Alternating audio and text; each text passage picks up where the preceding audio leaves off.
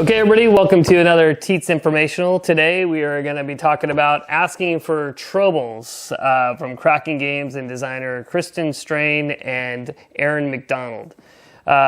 Very cool game. It was initially on Kickstarter. It was initially on Kickstarter and it completed on Kickstarter.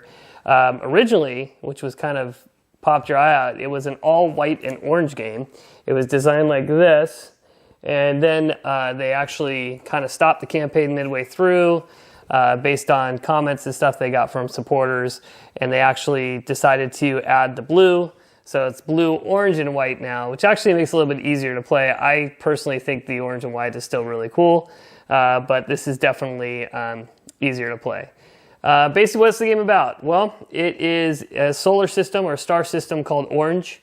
Orange, it's which I like to call it, and it's surrounding this wonderful planet of paradise where everybody's happy-go-lucky, having a great time until these orange, crazy, scary-looking Trobils show up, these little alien creatures, and start causing havoc. And the box says, Trobils are repulsive space vermin that eat anything in sight, cover everything, and drool and talk in movie theaters, which is, you know, talking in movie theaters, very offensive, very offensive. So Paradise, which is the planet, needs Trobil hunters, which is what you are, in this kind of interesting worker placement game with these really awesome, cool little ships, which we're going to talk about. So what we're going to do is we're going to head on over to the table here. I'm going to show you a quick walkthrough, kind of how this game goes, and then we'll come back and we'll talk about my opinion of the game, and whether you should give this or play it, and so forth and so on.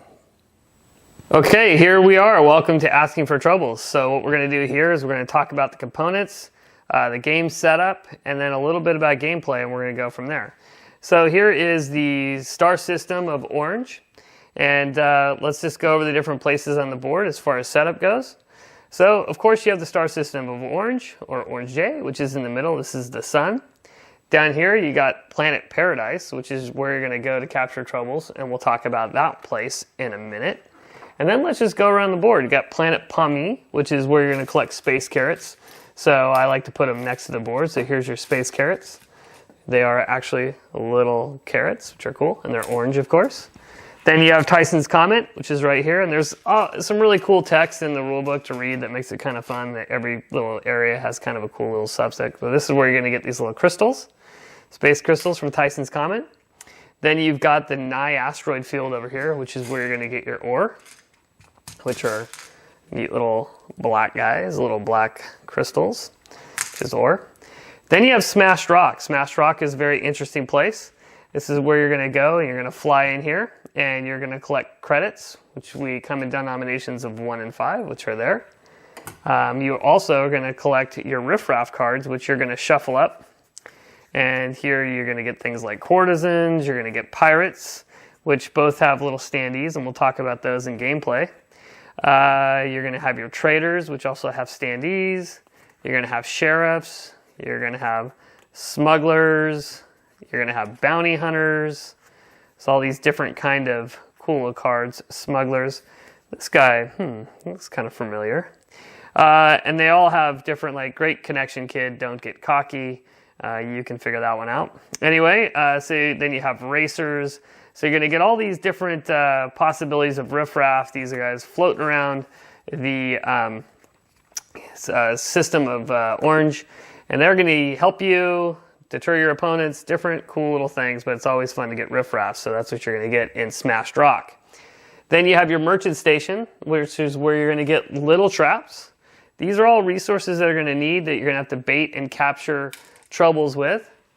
And then you're going to have the RNG Station, which is how you're going to upgrade your spaceships. And we'll talk about that later as well.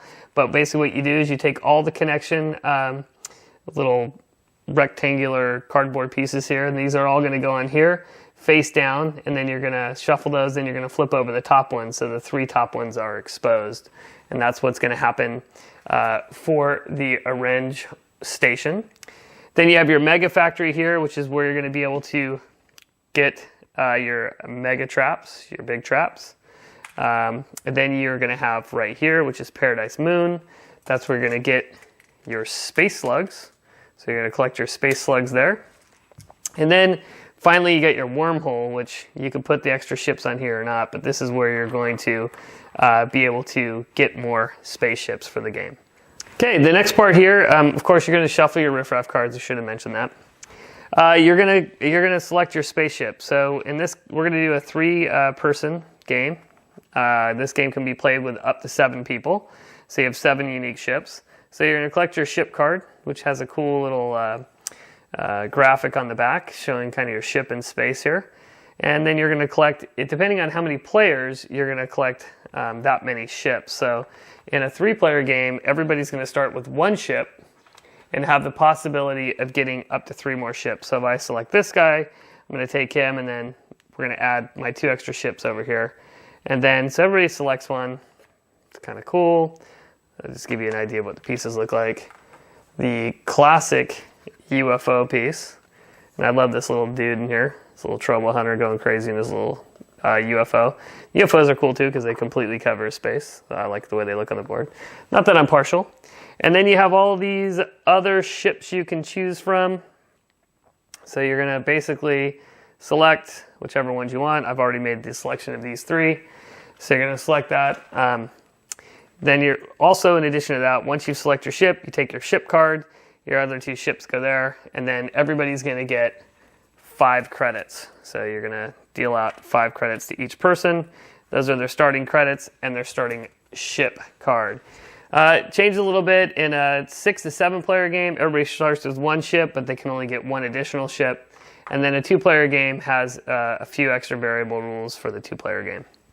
Okay, final part of setup here. You're gonna basically set up the Trobils that are gonna come and cause havoc at Planet Paradise.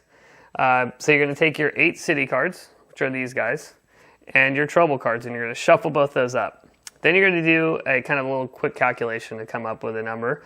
Basically, you're going to take the total number of players, in this case is 3, plus 1, and you're going to get 4. So once you've shuffled these city cards, you're going to take 1, 2, 3, 4 of them out. The rest of them are going to go back in the box. Then you're going to take your shuffled Trobils cards, and you're going to take 1, 2, 3, 4. Okay, then these are going to put aside for a second. Then you're going to take these city cards, which are basically going to indicate the end of the game. You're going to shuffle all these together in whatever mastermind way you decide to shuffle. And then once you shuffle all these, you're going to take all the other Trobils cards and you're going to put them on top. Then you're going to select 4 Trobils that are coming to cause serious problems in the world here at Planet Paradise. And then these are going to go aside and get replaced as you collect them. And you can see on these Trobils cards, like in this case, I need 2 space carrots and 2 ore to capture this guy. And then if I throw them into the planet orange, I'm going to get 2 credits. And we'll talk about that in a minute. So there is your complete setup. And now you're going to select a first player.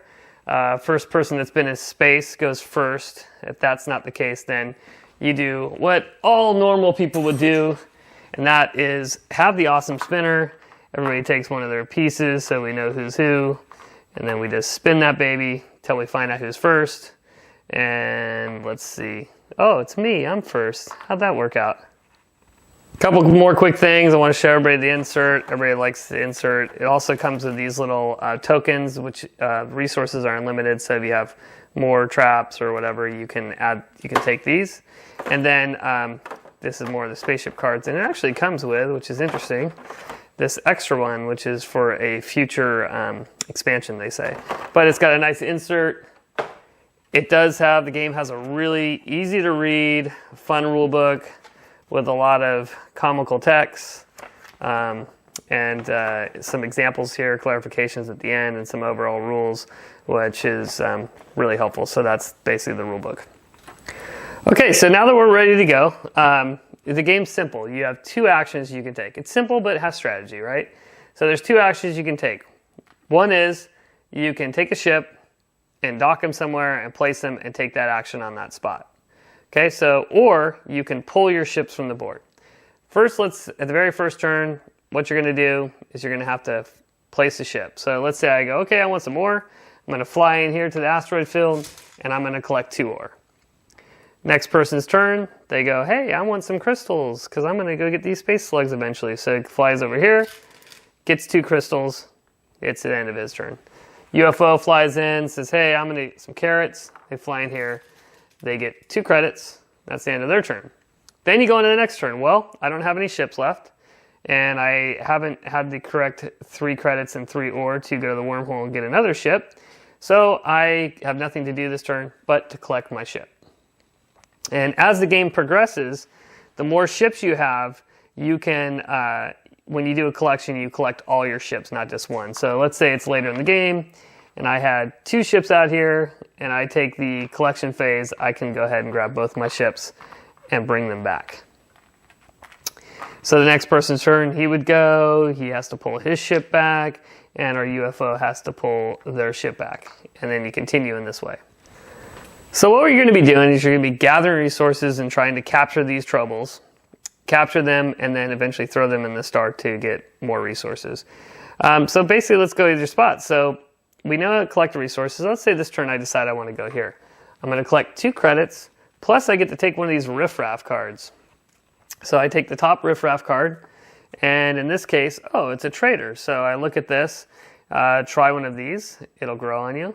So I'm going to find the little standee for this guy or girl, I'm not sure what it is. And I get to decide now, based on this, I can take 1 space carrot, so I get 1. So I get 1 exciting one for just meeting this guy. And then I get to place this little standee on any spot on the board that I want. So let's say I go, okay, I'm going to place it here. I'm going to count the number of players, and then this one's for carrots. So I'm going to take those 3 carrots. I'm going to put those on the comet. Now, that's the end of my turn. So this guy goes away. It's the end of my turn. He's sitting there. Next player goes, oh, that's kind of nice. So they fly in here, and they're going to get 2 crystals, plus now they get 1 of these carrots. Once all of these carrots are gone, he goes away. So each one of these different riffraff have a different, basically, what they do, whether they're a courtesan, which is really classic stuff, very risque, but funny and good. I like that kind of stuff in a game. And then you have your pirates. So they all do different things, and these are standees that go on the board. Okay, next we have a really kind of neat part of the board, which is you're kind of advancing the technology on your spaceship. So what you're going to do is fly into here, fly into there, and then we're going to take that action. So if you look at your spaceship, it has these representations of each area. So on the board, so the planet Palmy, you've got the Merchant, Broken Rock, Asteroid Field, and so forth, and your comet. And what you're going to do, Paradise Moon. What you're going to do is you're going to say, okay, I want to advance my ship. So normally, like for example, when I go to the Merchant, I get to collect a trap, okay, or I can get traps. So when I go there, I say, hey, you know what? I want to kind of advance this part of my spaceship, and I like this idea. I can take this credit and attach this credit to here. So now what happens is every time a ship goes to the Merchant, not only does he get his trap, he gets this additional resource. This resource is granted first. So if I take this credit, now it's cool. Let's say I went there, I didn't have any credits. I get to take my credit, and then I could actually use that credit immediately to get these two traps instead of just 1. So in order to do that, so if I'm over here, I'm going to collect that. I'm going to attach it to the Merchant Station. I'm going to set this down here.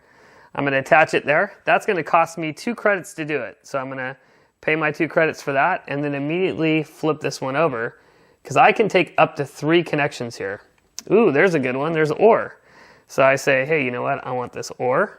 So I'm going to do that, and I'm going to take it, and I'm going to attach this ore to the Tyson's Comet. So now, every time someone goes here, or every time I go here, I get to take my ore, plus I get to take 2 crystals. So I'm going to pay my 2 for that. Now let's say, oh, here we go. Oh, another ore. So I'm going to take ore so I can control it for a sense. But you know what? I want my ore to be on the comet as well. I want to get double ore when I go here. Okay, so I can connect it there, but it's going to cost me a little bit more. So it's going to cost me 2 plus 1 for additional. So that's going to cost me 3. And then that would be the max I can buy is 3 of these. Now let's say later in the game I wanted to go here again. It's going to cost me 2 plus 1 plus 1, which would be 4 total credits. And this is important to know, and you got to remember that, because it kind of, one thing on the board, it kind of looks like +1. So some people thought, hey, well, it's only 1 for each additional one, but that's not the case. It's 2 + 1 + 1 + 1, however far out you go, because it is a distinct advantage to get a lot of resources from one place. This gets flipped over, and that's going to conclude your trip to the space station. Let's say I need to get another ship, which is, important to have more ships, gives you more things to do. So I take this ship, I'm going to fly in here. I got to pay 3 credit and 3 ore. I'm going to pay those, and then I get my additional ship, which goes into my ship card here and is ready to be played on the next turn. Okay, so as the game progresses, people are flying around. So let's say I go, hey, I need some ore, and I want to go to the ore space. And I go, oh, look, little UFO guy's here. So in a lot of worker placement games, I can't go to that space because someone's there. In Trobils, I can go there. So I can fly here and land here, and what happens is I displace this UFO. When I displace him, he goes back to his owner ready to be deployed again next turn without having to use that second action of pulling ships. So although I'm getting the action I want, I'm also giving the other player an advantage to where maybe he had to collect ships because he didn't have any left. Now he doesn't have to collect them, so he's going to need a turn right after me. So as the game progresses, I got to say, ooh, he's got the resources for this. I don't want to do that because I'm going for that trouble. So, it's kind of a balance, which brings an interesting dynamic. But let's say I didn't want to do that. I wanted to displace my own guy because I really needed money. So I could fly here and displace my own guy, but this is kind of a last-ditch resort because now what happens is this ship gets destroyed and goes back to the wormhole, and I got to go through the whole process of flying in here and paying to get my ship back. So you can do that, but a lot of times you're not going to want to displace your own ship. All right, so the game's progressing along, and now I say, okay, I got enough resources to get this trouble I want. So I'm going to fly into Planet Paradise, and I'm going to do my trouble hunting here, and I'm going to take care of this guy. So what I'm going to do is I fly in there, I land there, I say, okay, I'm going for this guy. Well, what do I need? I need these 3 space slugs, which I've collected by getting crystals, going to the moon, and collecting slugs. So I got my 3 slugs, so I lure this ugly little guy in. So I'm going to pay those, and then I got my big trap here to trap him. I trap this guy, and now I have this card. So what happens with the card is it goes face up in front of me, which is going to give me 6 victory points at the end of the game. So this is face up, so you can see everybody's resources, you can see how many victory points they have.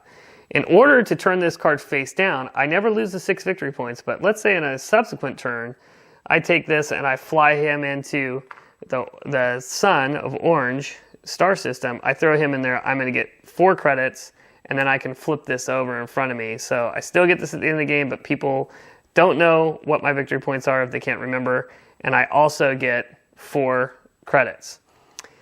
So that would be what would happen there. But let's just finish this. So I'm here. So I collect this card, I go over there, I pay my resources, and then another trouble comes up and replaces everybody and go, ooh, these are these nasty guys. Ooh, he's worth 10 points. Yay. So then this is the trouble that's causing a big mess. And you can see it's a big one and a little one. And this is kind of cool in these cards because it shows you, like if you're looking at a card, like for example, these 3-eyed guys, you can see they're kind of bigger. And then if you look here, you can see the size differential. This guy's a much bigger trouble because these guys are little. So there's little details like that that are very cool. Also, if you start to look at it, everybody kind of costs the same. So if you can see, this guy here cost me 3 slugs and a big trap.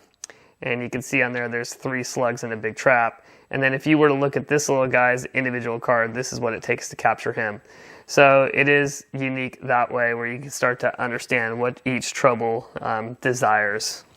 All right, let's talk about a few of the riffraff cards. So you have a hitchhiker card. Basically, you keep this card with you, and you take this card, and when you go to Paradise Moon, you get these extra 2 carrots, and then you discard the card. So that's kind of how the hitchhiker works.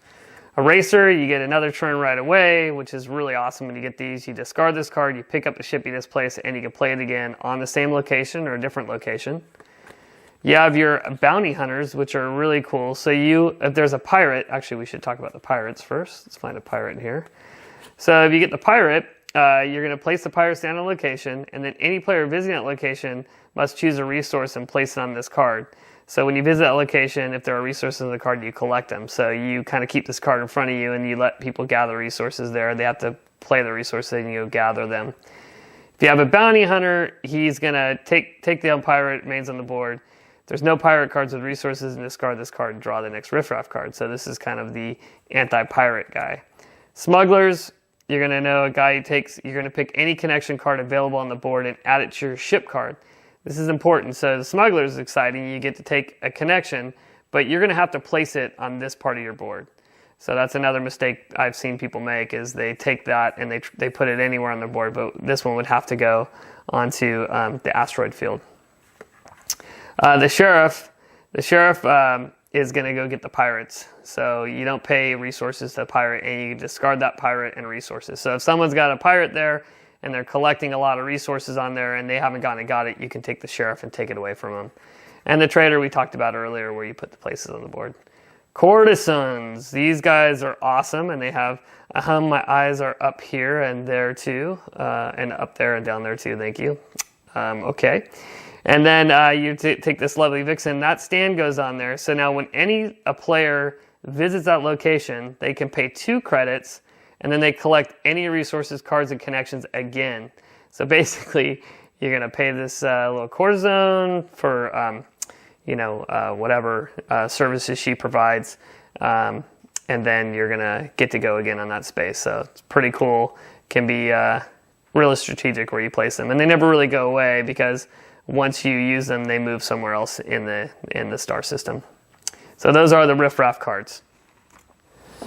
Okay, so the game continues on, and how the game comes to an end, you ask? Well, you're going to continue to collect resources and move around in ships and place riffraff and collect these guys. As you collect these guys, new cards are going to come up, and they're going to get replaced, and so forth and so on.